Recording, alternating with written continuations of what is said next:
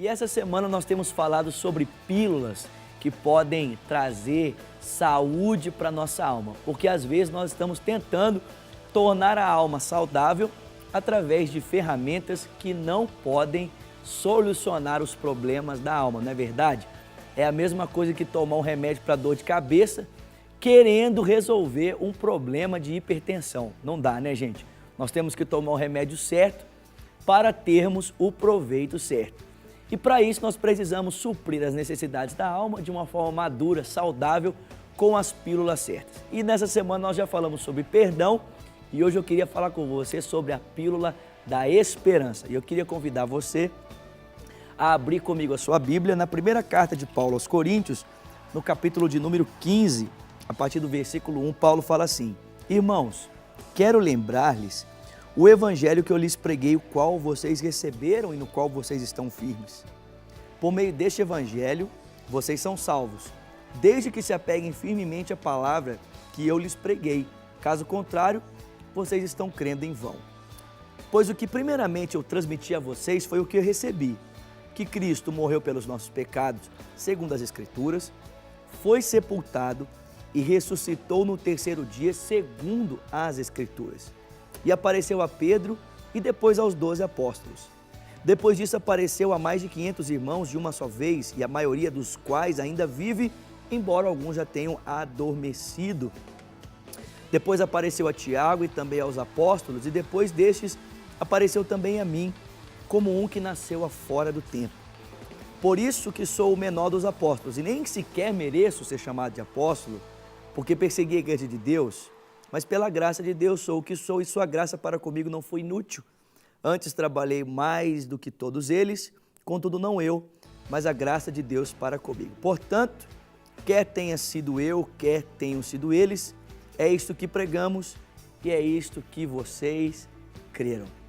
Todos os pensamentos, credos e filosofias tentam de alguma forma trazer uma resposta para o problema da morte. Um exemplo, se você buscar conhecer um pouco da proposta filosófica do naturalismo, que é o que nós chamamos de ateísmo na prática, para o naturalismo não existe resposta para a morte. Quando a vida acaba, a vida acabou, não existe vida para além dessa vida. Então o que você pode fazer de melhor nessa vida é construir um legado saudável que marque a vida das pessoas, que dê a elas a chance de, por meio dos seus feitos nobres, conhecer sua história no futuro. Só que, gente, lidar com a morte nessa perspectiva naturalista traz um pouco de desespero para a alma. Nós chamamos isso na corrente filosófica de niilismo nas cosmovisões, que é esse desespero constante que a pessoa vive por não conseguir ter resposta para a sua vida diante do problema da morte. Mas não é apenas o conceito filosófico que tenta responder os problemas, para a questão da morte. As religiões também tentam responder. Então, o que nós chamamos de nova era tenta responder o problema da morte por meio da reencarnação. Quer dizer, você vai reencarnando em outras vidas e dessa forma, então, você lida com o problema da morte. Mas a Bíblia vai dizer para mim e para você que nós lidamos com o problema da morte de uma outra forma. Nós lidamos com o problema da morte tendo esperança. Essa esperança é que deve encher a minha vida, deve encher o seu coração.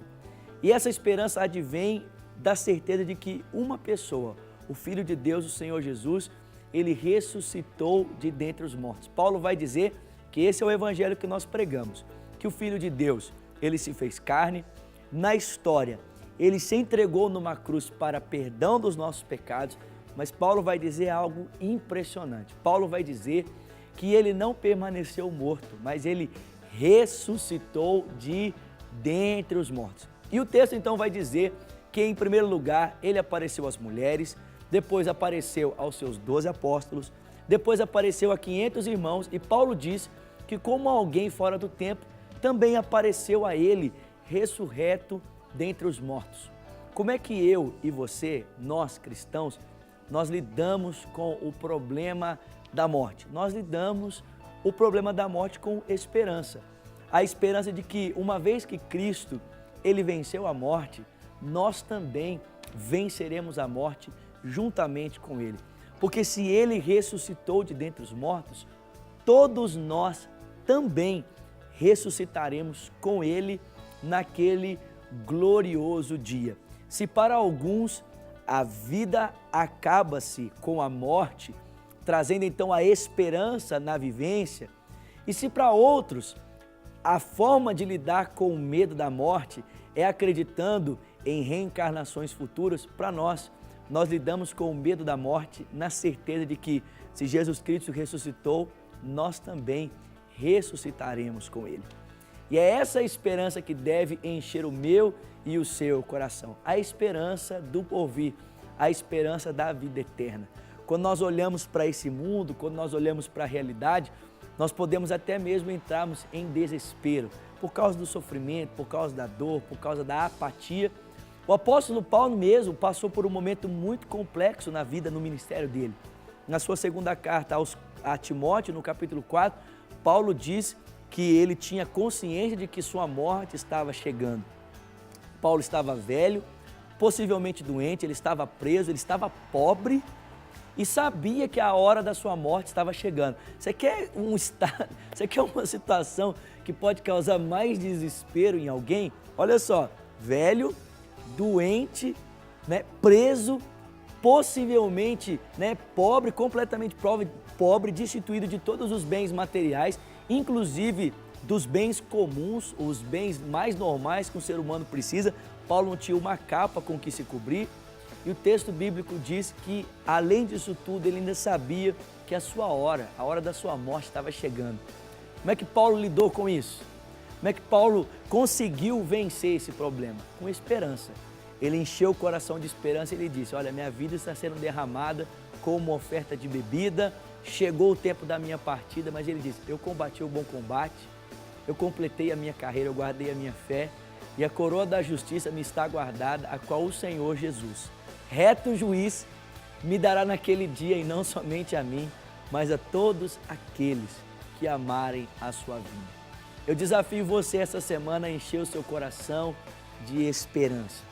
Se você já tomou a pílula do perdão essa semana, então eu desafio você hoje, tome a pílula da esperança diante dos problemas, das adversidades, das enfermidades, diante das lutas, das dores, dos sofrimentos, das intempéries e dos problemas da vida, diante das incertezas, das dúvidas, das ansiedades, das confusões, diante de tantas situações que podem ferir a nossa existência e nos roubar a paz.